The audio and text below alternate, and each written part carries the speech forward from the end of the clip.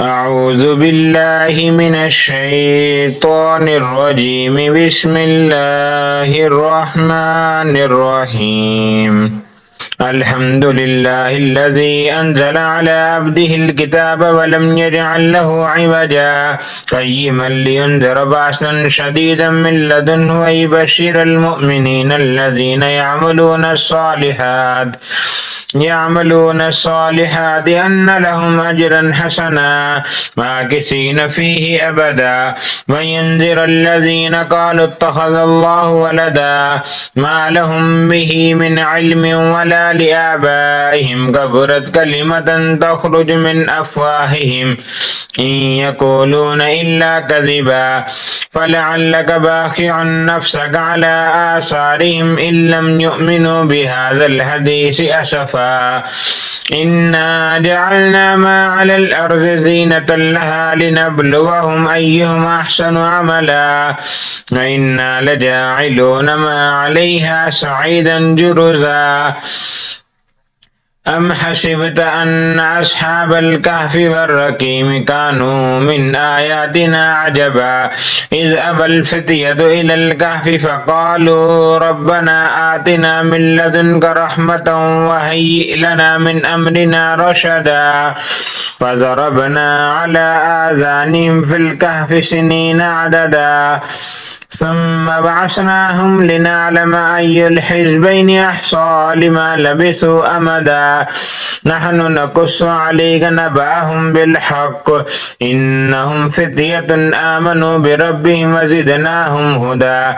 وربطنا على قلوبهم إذ قاموا فقالوا ربنا رب السماوات والأرض لن ندعو من دونه إلها لقد قلنا إذا شططا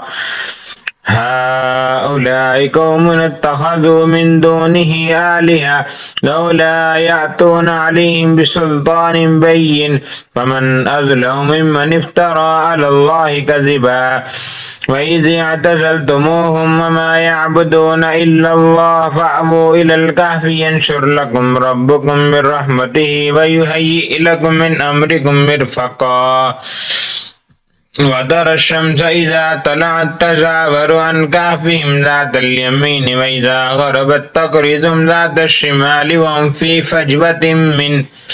ذلك من آيات الله ومن يهد الله فهو المهتدي ومن يضلل فلن تجد له وليا مرشدا وتحسبهم أيقاظا وهم رقود ونقلبهم ذات اليمين وذات الشمال وقلبهم باسط ذراعيه بالوسيد لو اطلعت عليهم لوليت منهم فرارا ولملئت منهم رعبا وكذلك بعثناهم ليتساءلوا بينهم قال قائل منهم كم لبثتم قالوا لبثنا يوما أو بعض يوم قالوا ربكم أعلم بما لبثتم فابعثوا أحدكم بورقكم هذه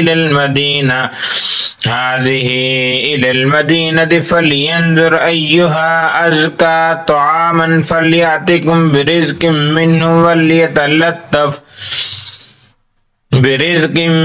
وليتلطف ولا يشعرن بكم أحدا إنهم إن يظهروا عليكم يرجموكم أو يعيدوكم في ملتهم ولن تفلحوا إذا أبدا وكذلك أعثرنا عليهم ليعلموا أن وعد الله حق وأن الساعة لا ريب فيها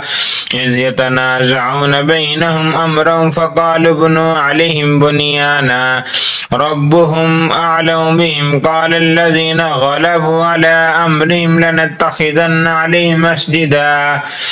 سيقولون ثلاثة رابعهم كلبهم ويقولون خمسة سادسهم كلبهم رجما بالغيب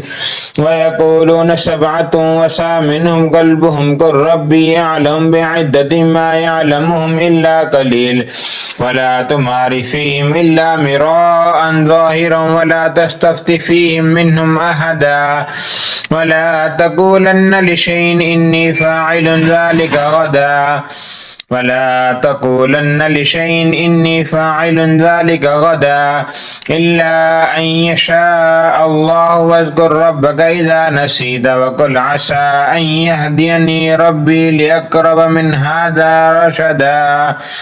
ولبثوا في كهفهم 300 سنين وازدادوا 9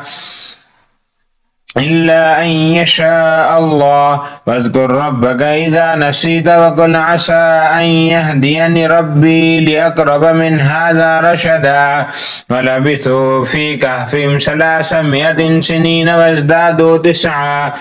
قل الله أعلم بما لبثوا له غيب السماوات والأرض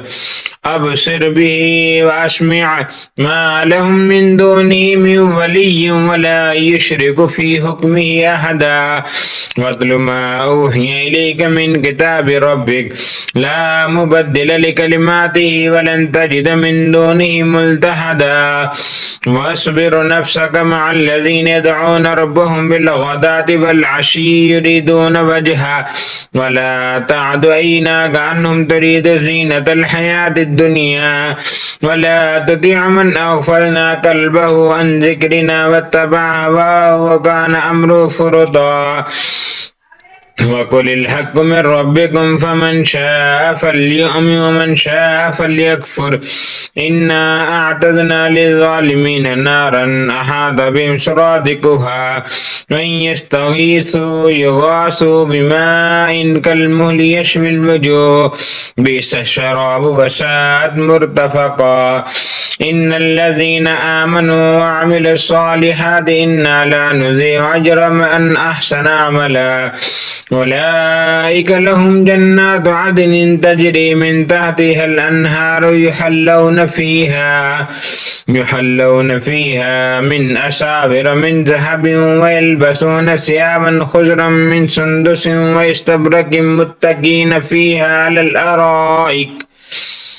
نعم الثواب حسنت مرتفقا واضرب لهم مثل الرجلين لأحدهما جنتين من أعناب وحففناهما بنخل وجعلنا بينهما زرعا كلتا الجنتين آتت أكلها ولم تظلم منه شيئا وفجرنا خلالهما نهرا وكان له ثمر فقال لصاحبه وهو يحاوره أنا أكثر منك مالا وأعز نفرا ودخل جنته وهو ظالم لنفسه قال ما أظن أن تبيد هذه أبدا وما أظن الساعة قائمة ولئن رددت إلى ربي لأجدن خيرا منها منقلبا قال له صاحبه وهو يحاوره أكفرت بالذي خلقك من تراب ثم من نطفة ثم سواك رجلا لكن هو الله ربي ولا أشرك بربي أحدا ولولا إذ دخلت جنتك قلت ما شاء الله لا قوة إلا بالله إن ترني أنا أقل منك مالا وولدا فعسى ربي أن يؤتيني خيرا من جنتك ويرسل عليها حسبانا من السماء فتصبح صعيدا زلقا أو يصبح ماؤها غورا فلن تستطيع له طلبا وأحيط بثمره فأصبح يقلب كفيه على ما أنفق فيها وهي خاوية على عروشها ويقول يا ليتني لم أشرك بربي أحدا ولم تكن له فئة ينصرونه من دون الله وما كان منتصرا هنالك الولاية لله الحق وخير ثوابا وخير عقبا واضرب لهم مثل الحياة الدنيا كماء إن أنزلناه من السماء فاختلط به نبات الأرض فأصبح هشيما تذروه الرياح وكان الله على كل شيء مقتدرا المال والبنون زينة الحياة الدنيا والباقيات الصالحات خير عند ربك ثوابا وخير أملا ويوم نسير الجبال وترى الأرض بارزة وحشرناهم فلم نغادر منهم أحدا وعرضوا على ربك صفا لقد جئتمونا كما خلقناكم أول مرة بل زعمتم أن لن نجعل لكم موعدا ووضع الكتاب فترى المجرمين مشفقين مما فيه ويقولون يا ويلتنا ما لهذا الكتاب لا يغادر صغيرة ولا كبيرة إلا أحصاها ووجدوا ما عملوا حاضرا ولا يظلم ربك أحدا وإذ قلنا للملائكة اسجدوا لآدم فسجدوا إلا إبليس كان من الجن ففسق عن أمر ربي أفتتخذونه وذريته أولياء من دوني وهم لكم عدو بئس للظالمين بدلا ما أشهدتم خلق السماوات والأرض ولا خلق أنفسهم وما كنتم متخذ المذلين عضدا ويوم يقول نادوا شركائي الذين زعمتم فدعوهم فلم يستجيبوا لهم وجعلنا بينهم موبقا ورأى المجرمون النار فظنوا أنهم مواقعوها ولم يجدوا عنها مصرفا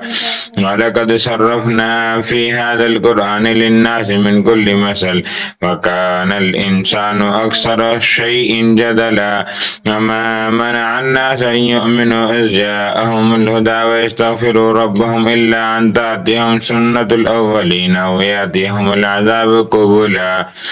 وما نرسل المرسلين إلا مبشرين ومنذرين ويجادل الذين كفروا بالباطل ليدحضوا بالحق واتخذوا آياتي وما أنذروا هزوا ومن أظلم ممن ذكر بآيات ربه فأعرض عنها ونسي ما قدمت يداه إنا جعلنا على قلوبهم أكنة أن يفقهوا وفي آذانهم وقرا وإن تدعهم إلى الهدى فلن يهتدوا إذا أبدا وربك الغفور ذو الرحمة لو يؤاخذهم بما كسبوا لعجل لهم العذاب بل لهم موعد لو يجدوا من دونه موئلا وتلك القرى أهلكناهم لما ظلموا وجعلنا لمهلكهم موعدا وإذ قال موسى لفتاه لا أبرح حتى أبلغ مجمع البحرين أو أمضي حقبا فلما بلغا مجمع بينهما نسيا حوتهما فاتخذ سبيله في البحر سربا فلما جاوزا قال لفتاه آتنا غداءنا لقد لقينا من سفرنا هذا نسبا قال أرأيت إذ أبينا إلى الصخرة فإني نسيت الحوت وما أنسانيه إلا الشيطان أن أذكره فاتخذ سبيله في البحر عجبا قال ذلك ما كنا نبغي فارتد على آثارهما قصصا فوجدا عبدا من عبادنا آتيناه رحمة من عندنا وعلمناه من لدنا علما قال له موسى هل أتبعك على أن تعلمني مما علمت رشدا قال إنك لن تستطيع معي صبرا وكيف تصبر على ما لم تحط به خبرا قال ستجدني إن شاء الله صابرا ولا أحصي لك أمرا قال فإن اتبعتني فلا تسألني عن شيء حتى أحدث لك منه ذكرا فانطلقا حتى إذا ركبا في السفينة خرقها قال أخرقتها لتغرق أهلها لقد جئت شيئا إمرا قال ألم أقل لك إنك لن تستطيع معي صبرا قال لا تؤاخذني بما نسيت ولا ترهقني من أمري عسرا فانطلقا حتى إذا لقيا غلاما فقتله قال أقتلت نفسا زكية بغير نفس لقد جئت شيئا نكرا قال ألم أقل لك إنك لن تستطيع معي صبرا قال إن سألتك عن شيء بعده فلا تصاحبني قد بلغت من لدني عذرا فانطلقا حتى إذا أتيا أهل قرية استطعما أهلها فأبوا أن يزيفوهما فوجد فيها جدارا يريد أن ينقض فأقام. قال لو شئت لاتخذت عليه أجرا. قال هذا فراق بيني وبينك. قال سأنبئك بتأويل ما لم تستطيع عليه صبرا. أما السفينة فكانت لمساكين يعملون في البحر فأردت أن أعيبها وكان وراءهم ملك يأخذ كل سفينة غصبا. وأما الغلام فكان أبواه مؤمنين فخشينا أن يرهقهما طغيانا وكفرا فأردنا أن يبدلهما ربهما خيرا منه زكاة وأقرب رحما. وأما الجدار فكان لغلامين يتيمين في المدينة وكان تحته كنز لهما وكان أبوهما صالحا فأراد ربك أن يبلغا أشدهما ويستخرجا كنزهما رحمة من ربك وما فعلته عن أمري ذلك تأويل ما لم تستطيع عليه صبرا. ويسألونك عن ذي القرنين قل سأتلو عليكم منه ذكرا. إنا مكنا له في الأرض وآتيناه من كل شيء سببا فأتبع سببا حتى إذا بلغ مغرب الشمس وجدها تغرب في عين همية ووجد عندها قوما قلنا يا ذا القرنين إما أن تعذب وإما أن تتخذ فيهم حسنا. قال أما من ظلم فسوف نعذبه ثم يرد إلى ربه فيعذبه عذابا نكرا. وأما من آمن وعمل صالحا فله جزاء الحسنى وسنقول له من أمرنا يسرا. ثم أتبع سببا حتى إذا بلغ مطلع الشمس وجدها تطلع على قوم لم نجعل لهم من دونها سترا. قال كذلك وقد أحطنا بما لديه خبرا. ثم أتبع سببا حتى إذا بلغ بين السدين وجد من دونهما قوم لا يكادون يفقهون قولا. قالوا يا ذا القرنين إن يأجوج ومأجوج مفسدون في الأرض فهل نجعل لك خيرا على أن تجعل بيننا وبينهم سدا. قال ما مكني فيه ربي خير فأعينوني بقوة أجعل بينكم وبينهم ردما. آتوني زبر الحديد حتى إذا ساوى بين الصدفين قال انفخوا حتى إذا جعله نارا قال آتوني أفرغ عليه قطرا فما استطاع. آتوني زبر الحديد حتى إذا ساوى بين الصدفين قال انفخوا حتى إذا جعله نارا قال آتوني أفرغ عليه قطرا فما استطاعوا أن يظهروا وما استطاعوا له نقبا. قال هذا رحمة من ربي فإذا جاء وعد ربي جعله دكا وكان وعد ربي حقا. وتركنا بعضهم يومئذ يموت في بعض ونفخ في الصور وتركنا بعضهم في بعض وتركنا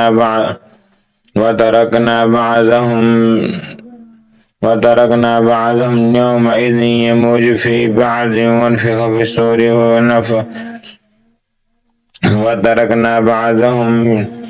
وتركنا بعضهم يومئذ يموج في بعض ونفخ في الصور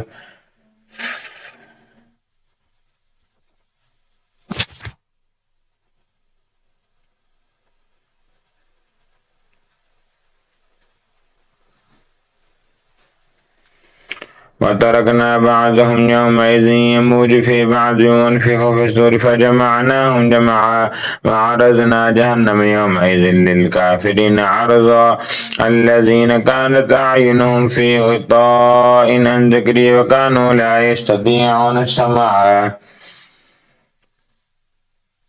الذين كانت أعينهم في غطاء عن ذكري وكانوا لا يستطيعون سمعا. أفحسب الذين كفروا أن يتخذوا عبادي من دوني أولياء إنا أعتدنا جهنم للكافرين نزلا. قل هل ننبئكم بالأخسرين أعمالا الذين ضل سعيهم في الحياة الدنيا وهم يحسبون أنهم يحسنون صنعا. أولئك الذين كفروا بآيات ربهم ولقائه فحبطت أعمالهم فلا نقيم لهم يوم القيامة وزنا. ذلك جزاؤهم جهنم بما كفروا واتخذوا آياتي ورسلي هزوا إن الذين آمنوا وعملوا الصالحات كانت لهم جنات الفردوس نزلا خالدين فيها لا يبغون عنها حولا قل لو كان البحر مدادا لكلمات ربي لنفد البحر قبل أن تنفد كلمات ربي ولو جئنا بمثله مددا قل إنما أنا بشر مثلكم يوحى إلي أنما إلهكم إله واحد فمن كان يرجو لقاء ربي فليعمل عملا صالحا ولا يشرك بعبادة ربه أحدا.